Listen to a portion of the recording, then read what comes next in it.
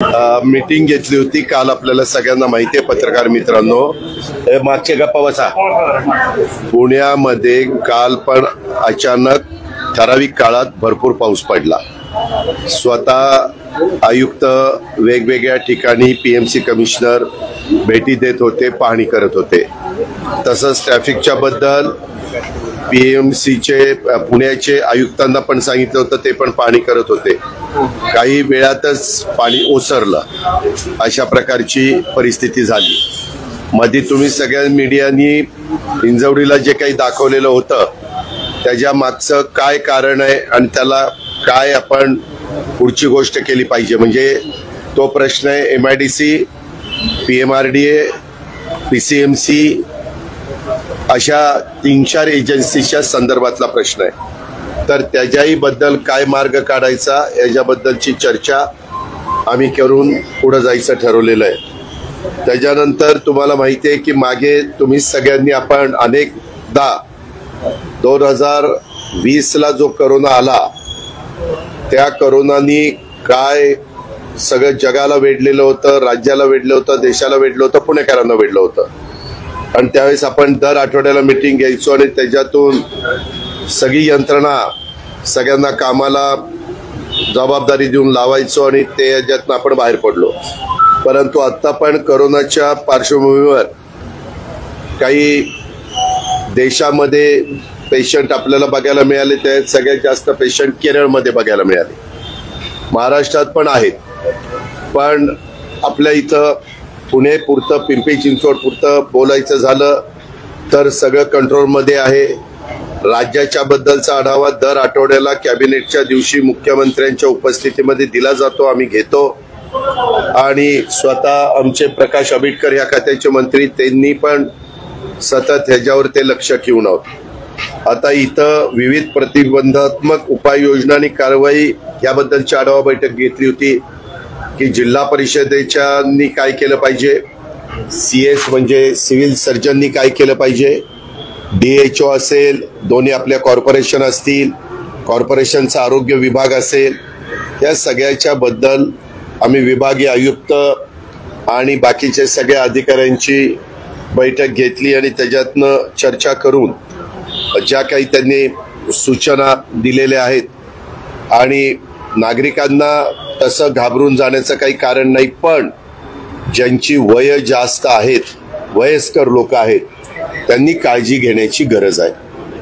आणि खोकला किंवा गर्दी टाळायची गरज आहे. खोकला किंवा शिंका वगैरे आले तर नॅपकिन किंवा रुमाल वापरण्याची गरज आहे. ही अशी काही काळजी तिथं घेतली गेली पाहिजे, त्याच्याबद्दलच्या सूचना दिल्या गेलेल्या आहेत. त्याच्यानंतर आषाढी एकादशी यात्रा पालखी सोहळा 2025 दरवर्षी पांडुरंगाच्या दर्शनाच्या निमित्तानं देहू आणि आळंदीवरून संत तुकाराम महाराज आणि संत माऊली महाराजांची पालखी जाते. ती पुणे, सातारा, सोलापूर आणि तुकाराम महाराजांची पुणे, सोलापूर अशी ती पालखी जाते. तर त्याच्याबद्दल स्वतः राज्याचे प्रमुख म्हणून मुख्यमंत्र्यांनी बैठक घेतली, चीफ सेक्रेटरींनी बैठक घेतली, पालकमंत्र्यांनी बैठक घेतली. विभागीय आयुक्त एकदा एका पालखी मार्गाने सोलापूरपर्यंत गेले आणि दुसऱ्या पालखी मार्गाने परत पुण्यापर्यंत आले. त्यांनी पण त्याच्याबद्दलचा आढावा घेतला. आज पण मला काही अधिकाऱ्यांनी सांगितलं की दादा एकदा तुमच्या उपस्थितीमध्ये बैठक घ्या. आपण वेगवेगळ्या मानाच्या पालख्या आहेत, त्यांची पण बैठक मागं झालेली आहे. ह्या सगळ्यांच्या सूचनेचा आदर प्रशासनाने केलेला आहे. राज्य सरकारने त्याच्यामध्ये यंत्रणेवर जबाबदारी टाकलेली आहे. राज्य सरकारने ह्याला लागणारा निधी देखील उपलब्ध करून दिलेला आहे. आणि आता मात्र दरवेळेसची पेक्षा पाऊस काळ मे मध्ये पण चांगला पडलाय, जूनला पण पडायला लागलाय. त्याच्यावर पाऊस काळ ज्यावेळेस चांगला पडतो त्यावेळेस आमचा वारकरी संप्रदाय मोठ्या प्रमाणावर येतोच, परंतु आमचा शेतकरी पण मोठ्या प्रमाणावर येतो, कारण त्यांच्या पेरण्या वगैरे उरकलेल्या असतात. त्याच्यावर संख्या वाढण्याची शक्यता आहे. दिवे घाटामध्ये काम चाललेलं आहे. दिवे घाट आता 7 मीटर रुंदीचा आहे, तो 21 मीटर रुंदीचा आपण करतोय. ते काम सेंट्रल गव्हर्नमेंटच्या नॅशनल हायवे डिपार्टमेंट करत आहे. तर तिथं थोडंसं ह्या वर्षी काम पूर्ण होत नाही. यावेळेस कुठेही वारकरी संप्रदायाला दिवेघाट चढत असताना अडचण येणार नाही, वाहनांना अडचण येणार नाही.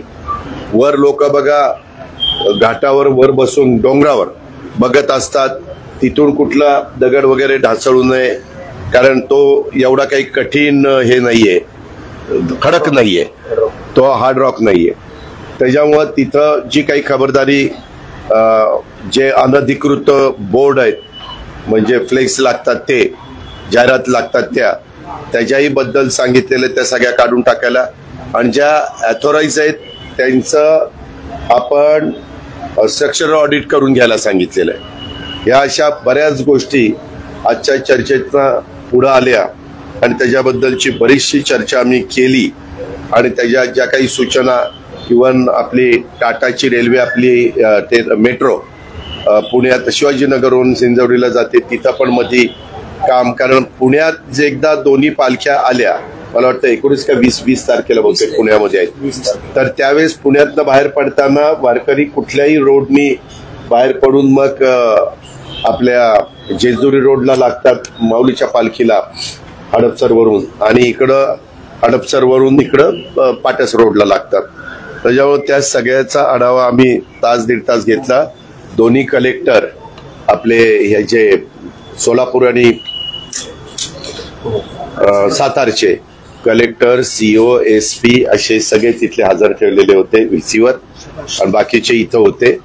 आणि कोरोनाची मिटिंगच्या बद्दलची बैठक जी झाली त्याच्यात मात्र विभागाचे 5 कलेक्टर, सीओ, आयुक्त, विभागीय एसपी अशा सगळ्यांनाच हजर ठेवलेलं होतं.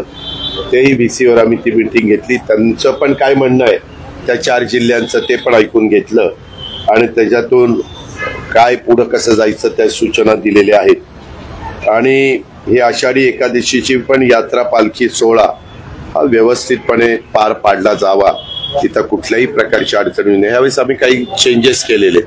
उदाहरणार्थ आमच्या पिंपरी चिंचवडची हद्द संपली की पुण्याची हद्द सुरू होते.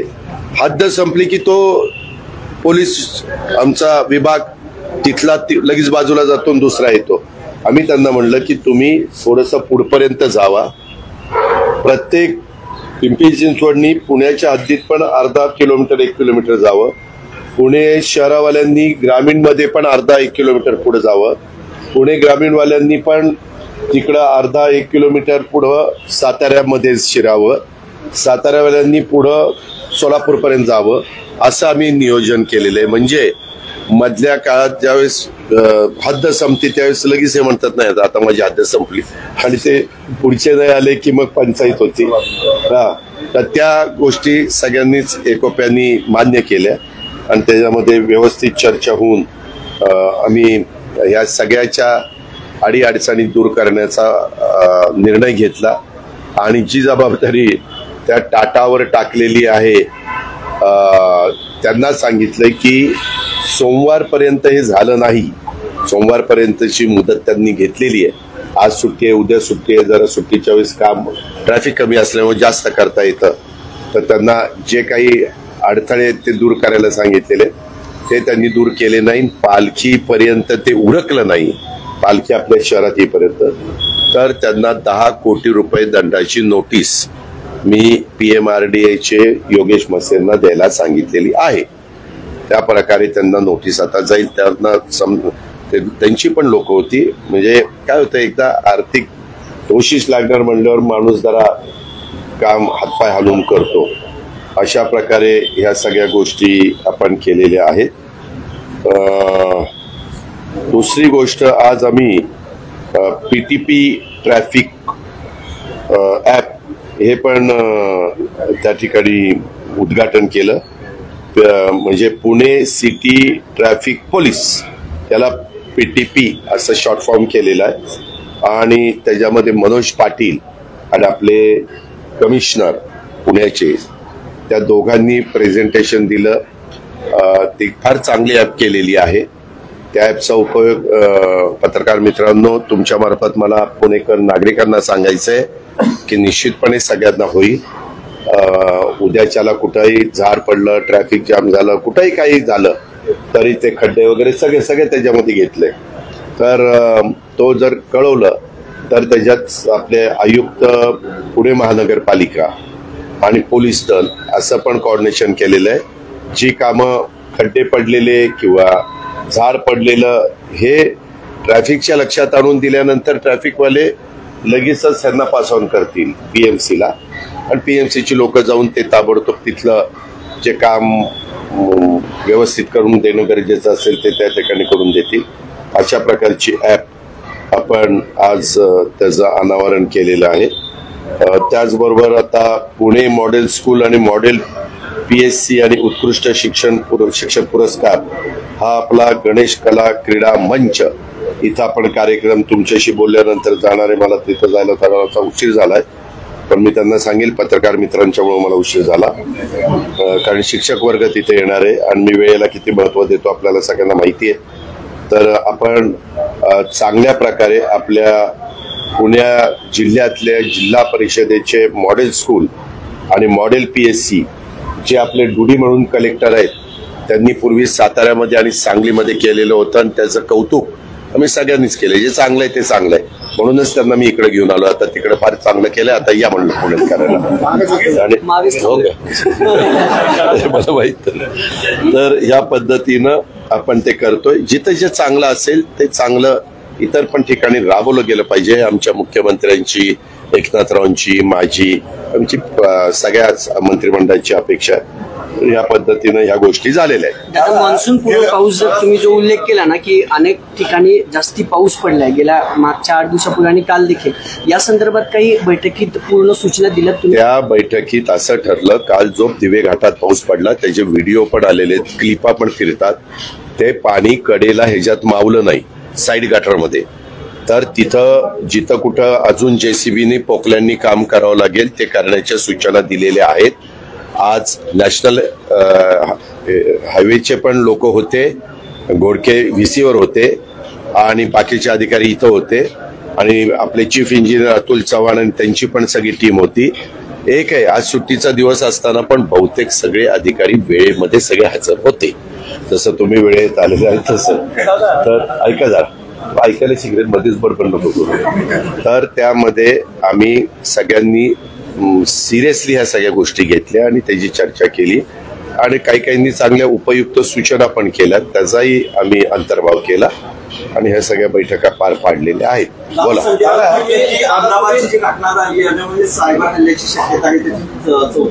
तेव्हा स्वतः देशाचे पंतप्रधान नरेंद्र मोदी साहेबांनी तिथं जाऊन पाहणी केली. आदल्या दिवशी घडल्या अमित शहा साहेबांनी पाहणी केलेली आहे. मला वाटतं एअर इंडियाचे CEO त्यांनी पण पाहणी केलेली आहे. त्याच्यात जसे भारतीय सिटीझन मोठ्या प्रमाणावर त्यांचं दुःखद निधन झालेले दुर्घटनेमध्ये, तसं 2 नंबरला ब्रिटिश सिटीझनशिप असणारे लोक आहेत, त्यांनी पण सांगितलेलं आहे की आम्ही पण त्याच्यामध्ये आमच्या परीनं तुम्हाला जर काही मदत पाहिजे असेल तर आम्ही करायला तयार आहोत. ह्या आता सगळ्या वेगवेगळ्या चर्चा सुरू झालेल्या आहेत. आपलं शेजारचं शत्रू राष्ट्र पाकिस्तानवाले पण काही ना काही बातम्या सोडायला लागलेले आहेत, काही पण पराळायला लागलेले आहेत. आता ही गोष्ट केंद्र सरकारनी फार गांभीर्याने घेतलेली आहे, त्या राज्य सरकारनी पण गांभीर्याने घेतलेली आहे. स्वतः मुख्यमंत्री त्यांची सगळी टीम तिथं काम करतीये. टाटानी पण म्हणजे एअर इंडियानी पण मला वाटतं 1 कोटी रुपये प्रत्येक व्यक्ती मागे कुटुंबाला देण्याचं जाहीर केलेलं आहे. पैसे गेले म्हणजे गेलेली व्यक्ती येते हे असं अजिबात नाही, परंतु BJ मेडिकल कॉलेज ते हॉस्टेल आहे तिथलं त्याचं पण ते नीट करून द्यायचं टाटानी हे केलेलं आहे, कबूल केलेलं आहे. ह्या सगळ्या गोष्टी घेतल्यात. ही गोष्ट अतिशय वेदना देणारी, दुःखदायक अशा प्रकारची गोष्ट आहे आणि त्याच्यामुळं आपण जे म्हणताय त्या सगळ्या अँगलनी त्या हवाई उड्डाण मंत्री पण नायडू साहेब मला वाटतं तिथं गेलेले होते, स्वतः आपले मुरलीधर मोहोळ साहेब पण तिथं होते. सगळ्यांनीच लक्ष, पंतप्रधानांच्या पासून सगळ्यांनी लक्ष घातलेलं असल्यामुळं निश्चितपणे काय झालंय कसं झालंय, कारण आता जे रिटायर पायलट आहे ते पण स्वतः सांगतायत की त्यात हे झालं असेल ते झालं असेल. तर प्रत्येक जण आपल्या आपल्या असणाऱ्या अनुभवातनं वेगवेगळ्या गोष्टीचा उल्लेख करतात. एक व्यक्ती त्याच्यातनं वाचली, त्यांनी पण पंतप्रधान त्यांच्याशी डायरेक्ट बोललेले आहेत. मीडियाला पण त्यांनी काय सांगायचं ते सांगितलेले. तो म्हणतो की हे सगळं होत असताना मलाही वाटलं की मी पण आता जातोय, परंतु तिथं मी ज्या सीटवर होतो तिथून मला असं जागा मिळाली नाही. तो त्याची उडी बिडी मारले, ते आपोआप तिथं सगळं ते तुकडाच पडला विमानाचं, ते पुढचं आणि मागचं ते झाल्यामुळं त्यांनी तिथनं खाली पडला आणि तो त्या बाबतीत वाचलेला आहे. पण तो म्हणला की मला पुढचं काही आठवत नाही, मला तर वाटलं की माझं पण आता संपलंय. असं सगळं आहे. पण प्रत्येक जण आपापल्या परीनं रंगून रंगून बातम्या सांगतायत. त्याला असं वाटलं आणि त्याला तसं वाटलं. तर खरी वस्तुस्थिती लोकांच्या समोर ठेवावी अशी माझी आपल्याला हात जोडून कळकळीची नम्र विनंती. वारकरी आहेत, शेतकऱ्यांना नोटीस जात आहेत. वारकऱ्यांच्या संदर्भात एक महत्वाचा प्रश्न आहे. गेल्या वर्षी वारकऱ्यांना जे दिंड्या आहेत त्यांना 20,000 रुपयेचा निधी एकनाथ शिंदेने दिला होता. मात्र यावेळेस या सरकारला विसर पडलाय वारकऱ्यांचा, या दिंड्यांचा, असं म्हणलं जातं. या वारकऱ्यांकडून आम्हाला कुणाचा विसर पडलेला नाही. तुम्हाला काय, एक मिनिट, तुला काही माहित नसतं, काही नसतं, बस काही बडबडत असतो. एक मिनिट थांब ना. अजून पालख्या अजून सुरूच झाल्या नाहीत. त्यांची यादी काढली, सगळ्या काही गोष्टी केलेल्या. तुला काही माहिती नसतं. एक मिनिट, मी त्यांना जबाबदारीनं सांगतो, राज्याच्या प्रमुखांनी या संदर्भामध्ये सगळ्या गोष्टी केलेल्या आहेत. निधीची उपलब्धता वित्त विभागाने केलेली आहे. कुणालाही त्यामध्ये दुर्लक्षित केलं जाणार नाही.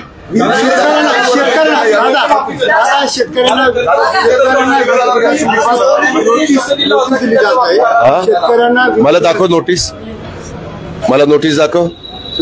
कुठल्या शेतकऱ्यांनी मला बघू दे तरी.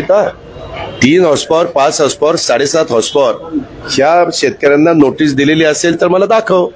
आता 7.5च्या पुढे जर शेतकरी असेल, 10 हॉर्सपॉवर, 15 हॉर्सपॉवर, 12.5 हॉर्सपॉवर, 20, 25, 30, 50 असे वेगळे, तर त्यांना दिली असेल तर त्यांना माफी दिली नाही. माफी दिली 3-5 गरीब शेतकरी, अल्प, अत्यल्प आणि लहान शेतकरी 7.5 पर्यंत इलेक्ट्रिक पंप वापरणार आहे, ह्याला आपण सवलत दिली.